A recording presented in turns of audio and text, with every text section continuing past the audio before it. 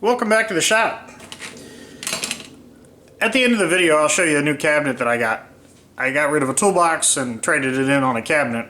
I think it'll serve me better, but as I'm cleaning the shop, I'm sort of working on the lathe, cleaning up, tidying up, and sort of some attention deficit disorder going on here because I'm working on a little bit of everything today. And when I was going through the drawers on the cabinet tool chest that I sold, I found this Estwing hammer. And it's nice, the fiberglass handles, these things never come loose. However, there's an issue with this part of the handle. And let me zoom you in here and get a better look at this.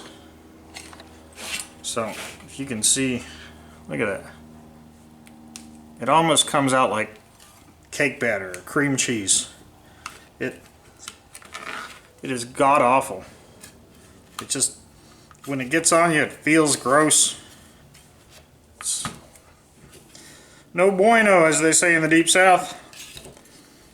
So let's go ahead and I'm going to clean all this stuff off of here, and we'll figure out if we need to do anything to amend this handle and make it useful again. I'm not sure whether it'll require just cleaning or maybe we'll have to do some sort of treatment to the handle. So let me just skip forward now and bring you back when I get it cleaned up.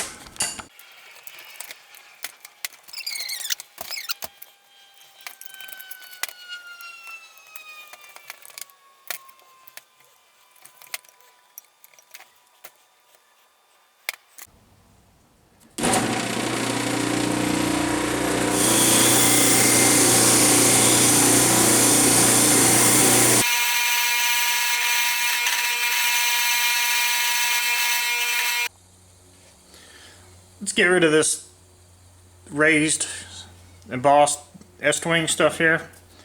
Maybe we can do away with some of this too.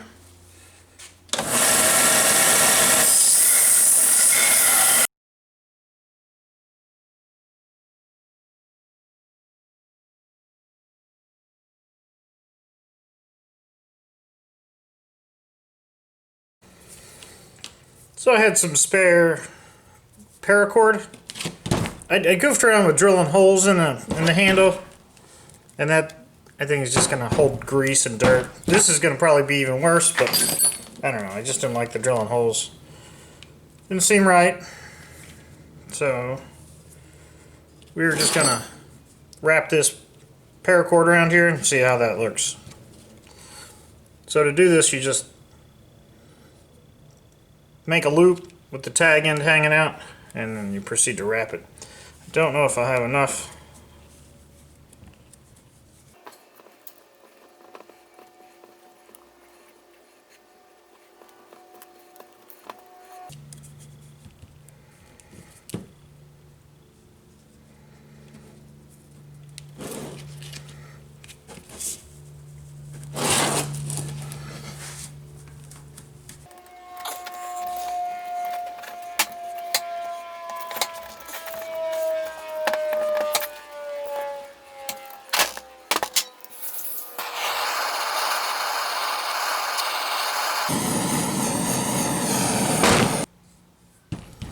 Alright, I think that's a little bit better.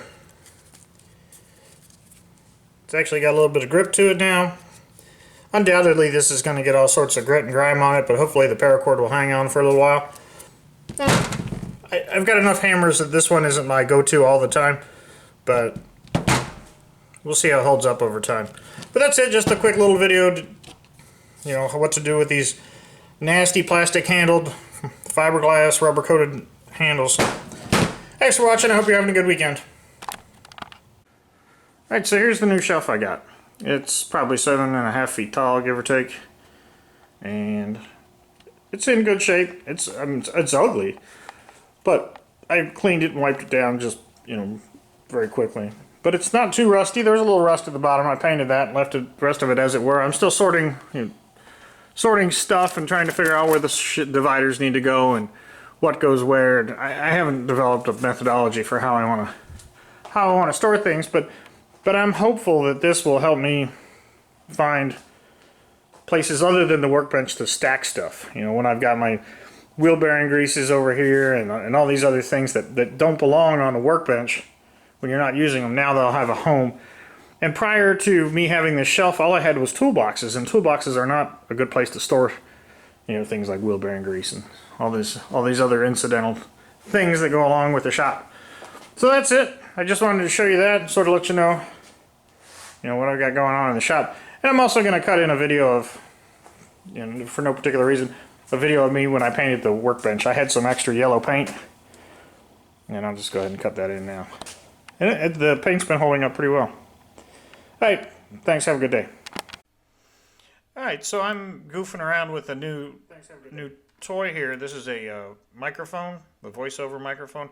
A lot of people use it effectively. You'll hear Scout Crafter from time to time, and 357 Magdad, he does voiceovers.